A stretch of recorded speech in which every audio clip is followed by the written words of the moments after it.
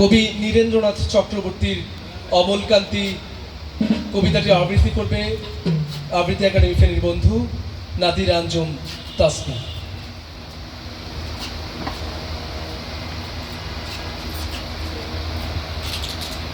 আসসালামু আলাইকুম।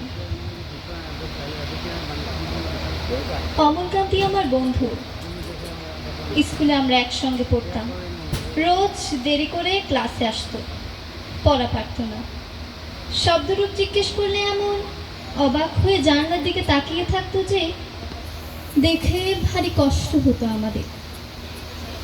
আমরা কেউ মাস্টার হতে চেয়েছিলাম, কেউ ডাক্তার, কেউ উকিল। অমলকান্তি সেসব কিছুই হতে চায়নি। সে রোদ্দুর হতে চেয়েছিল। ক্ষান্ত বর্ষণ, কাক ডাকা বিকেলে সেই লাজুক রোদ্দুর, জামার জামরুলের পাতায় যেন কি অল্প একটু হাসির মতো লেগে থাকে। আমরা কেউ মাস্টার হয়েছি, কেউ ডাক্তার, কেউ কি। অমলকান্তি রোদ্দুর হতে পারেনি। সে এখন অন্ধকার একটা ছাপাখানায় কাজ করে। মাঝে মধ্যে আমার সঙ্গে দেখা করতে আসে, চা খায়, এটা ওটা গল্প করে, তারপর বলে উঠি তাহলে। আমি ওকে দরজা পর্যন্ত এগিয়ে দিয়ে আসি।